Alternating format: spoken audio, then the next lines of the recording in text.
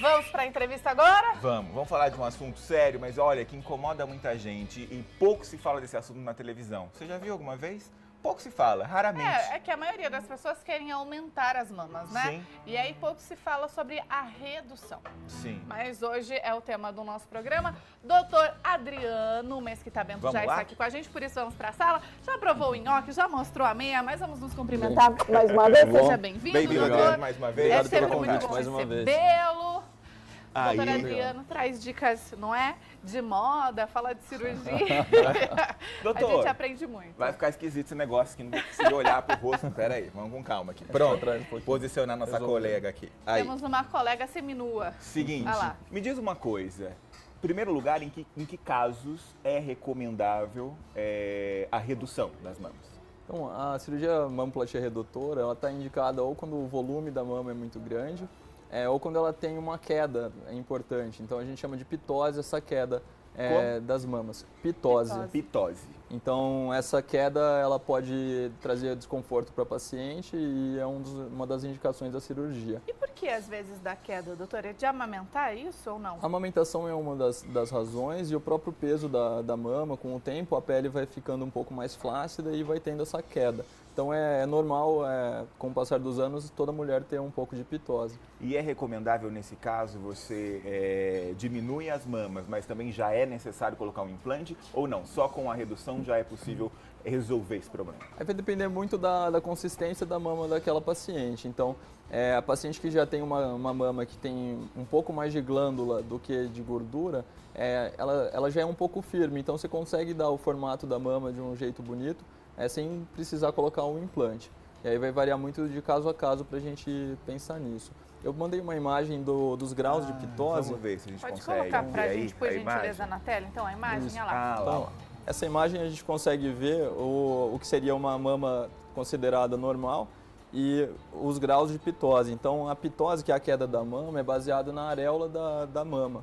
Então, a areola, quando ela está posicionada, será que consegue mostrar o manequim? O manequim Vamos ver pouquinho? aqui. Olha lá. Então, aqui no manequim, se a gente considerar a areola nessa região, a gente vai relacionar a areola com o sulco inframamário, que é essa dobrinha que tem aqui embaixo da mama. Sim. Então, quando a gente vai classificar se a paciente tem a queda ou não da mama, a gente vai sempre olhar se essa areola está abaixo dessa linha da dobrinha. Tá. Então, é nisso que começam os graus de pitose. Então, a mama que a gente fala que está um pouco caída é que a areola está abaixo dessa dobrinha aqui da mama. E às vezes causa até problemas de saúde para essa paciente, não é, doutora? Sim. Às vezes as mulheres reclamam de dor nas costas e tudo mais por conta desse peso. Exatamente. Então, quando a mama é muito volumosa, ela pode trazer algum prejuízo, inclusive para a postura da paciente. É um peso a mais que ela tem para manter o centro de equilíbrio do corpo e tudo. E até eu acho que o neurocirurgião que vai falar um pouco Sim. depois, vai falar sobre dor na coluna, inclusive. Mas é uma das causas o volume mamário grande. Ô, doutor, é genético? Pode acontecer com qualquer mulher ela desenvolver um seio, né, em maior volume, maior tamanho? Depende do quê? Tem bastante relação com a genética, então se a mãe tem uma mama um pouco maior, é comum que a paciente também tenha, mas não necessariamente. Tem bastante paciente que aparece no consultório que não tem nenhum caso na família parecido. Então a gente consegue fazer essa cirurgia justamente para deixar um volume mais adequado para o corpo da paciente. Perfeito. O doutor comentou dessa questão, às vezes, da amamentação, que o seio pode acabar caindo. Quem tem silicone pode passar por esse problema ou não? Pode. Isso é uma dúvida muito comum no consultório. Tem um mito que toda mulher que tem a prótese faz com que a mama nunca caia. E, na verdade, não acontece assim. A prótese acaba sendo um peso a mais para empurrar a pele e tudo mais. Então, é um peso a mais para causar a queda da mama. Então, o formato da mama depois do uso da prótese, ela fica mais bonita e mais firme, mas com o passar do tempo, a tendência é a mama cair do mesmo jeito. Tá. E aí, como que é feita a cirurgia? É isso que eu queria saber. Ela vai depender basicamente se vai ser só a redução ou só a correção dessa queda. Quando a redução só a redução da queda, a gente vai tratar mais a pele que está flácida e sobrando ao redor da mama. Então, basicamente todas as cirurgias vão ter uma cicatriz ao redor da areola, então fica uma cicatriz ao redor. E você pode fazer toda a redução só pela incisão, pelo corte em volta dessa areola, ou você pode fazer uma outra incisão vertical abaixo da areola. Essa incisão vertical é a que vai trazer a pele da lateral da mama para o centro e diminuir esse excesso de pele. Às vezes é necessário tirar também a pele de baixo da mama, se a mama for muito volumosa principalmente. Então a cicatriz final vai ficar um T invertido. Então vai ficar ao redor da areola, uma linha vertical descendo até essa dobrinha de baixo e uma linha que acompanha a dobrinha e fica escondida. Muita gente tem medo, né, dessa cicatriz. É uma cicatriz que fica muito aparente? Ela não fica. A tendência é, se fizer um bom cuidado, usar a malha pós-operatória, uma malha sutiã, não tomar sol no primeiro ano e tudo mais, a cicatriz fica bastante escondida. E mesmo em volta da areola, que tem uma mudança de cor entre a areola e a pele normal do lado, que geralmente a areola é um pouco mais escurecida, mesmo que tenha algum problema na cicatrização, hoje em dia tem bastante micropigmentação da areola, então você consegue disfarçar muito bem essa região. E o que é retirado não é a glândula, é a gordura dessa mama, São retiradas as duas coisas. As duas coisas. Exatamente. Então, quando a paciente tem um componente de glândula maior, a gente consegue montar a mama, que a gente fala, então a gente, depois do corte, a gente consegue reaproximar essa glândula que sobrou, de uma forma que ela dê o formato da mama. Mas a gordura está bem misturada com a glândula, então acaba saindo as duas coisas juntas. E essa mulher, doutor, corre algum risco se ela ainda for ter filho, se ela for amamentar, interfere de alguma forma ou não? Acaba interferindo. Então, mesmo que seja só na pele a cirurgia da paciente, então mesmo que seja só uma mastopexia, por ter o corte ao redor da areola, todos os canais que levam o leite para a areola e para a papila, que é por onde o bebê vai fazer a amamentação, eles acabam sendo cortados. Então é muito comum a paciente ter dificuldade de amamentação depois da cirurgia. Quando é feita a mamoplastia redutora retirando glândula e gordura, como a gente muda a arquitetura toda da mama, isso também traz um pouquinho de dificuldade. Então, geralmente, quando a paciente ainda planeja ter algum filho, a gente costuma falar para ela esperar um pouquinho, terminar a amamentação para poder planejar a cirurgia. Não é indicado, então, fazer a cirurgia? A não ser que seja um caso, por exemplo, da dor nas costas, ou que o fato da mama estar um pouco maior ou caída esteja trazendo outros problemas de saúde para ela. Exatamente. E doutor, quem já fez esse processo, eu já fiz a cirurgia, corre o risco da mama voltar a cair ou não? Corre. Na verdade, não seria um risco, é o esperado mesmo. Então, conforme o tempo vai passando, é uma cirurgia que infelizmente ela não é permanente. É uma duração de mais ou menos 5 a 10 anos. A pele vai tendo alteração normal do envelhecimento, vai ficando mais flácida, então o próprio peso da mama vai fazendo com que essa mama caia com o tempo também. Geralmente não fica do mesmo jeito que era antes da cirurgia, mas a tendência é que com o tempo ela vá caindo. É possível refazer essa cirurgia? Sim.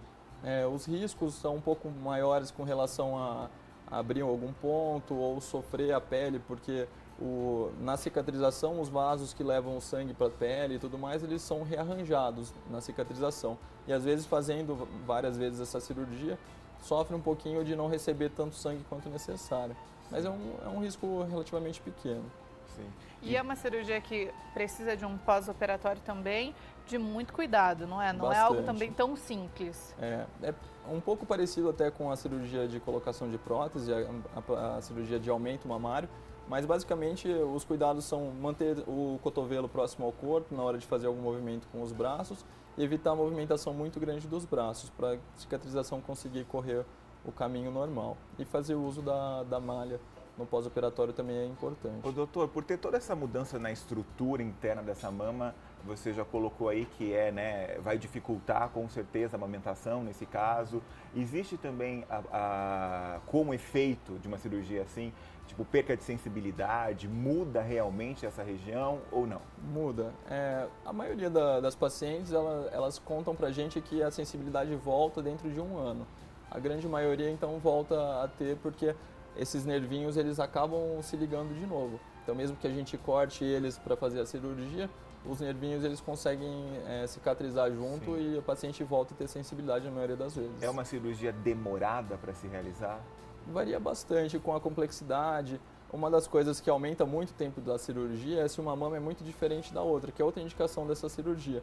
Tem paciente que tem uma mama muito maior do que a outra. E essa cirurgia é que vai corrigir essa assimetria.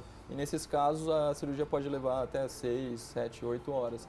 É um pouquinho maior. Mas uma média, umas 2 horas, 2 horas e meia até 3 horas esse procedimento é esperado que dure. Sim. Excelente. Muita gente fala também, não é, doutor? Existe um mito, não é? De quando a gente faz essa cirurgia, algumas mulheres optam por colocar daí a prótese de silicone e tal, quanto o câncer de mama. Está relacionado ou não? Dificulta mais na hora de fazer um exame ou é tudo tranquilo também?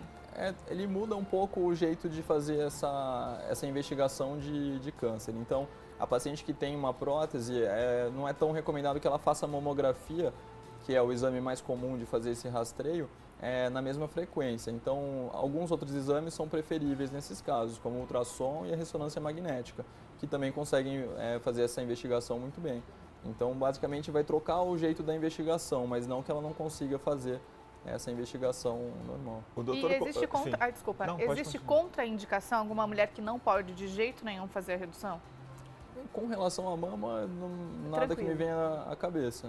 Talvez pelo risco da cirurgia em si, anestesia e tudo mais, mas acho que só pela mama... Até porque antes de fazer uma cirurgia como essa, tem uma bateria de exames que essa paciente precisa fazer, Exatamente, né? Inclusive a investigação de alguma alteração que possa sugerir um câncer de mama. E é muito comum durante a cirurgia, como a gente retira a parte da glândula e da gordura da mama, a gente envia esse material para o laboratório para fazer uma investigação se tinha alguma doença no começo, alguma coisa assim que não foi percebida no exame antes.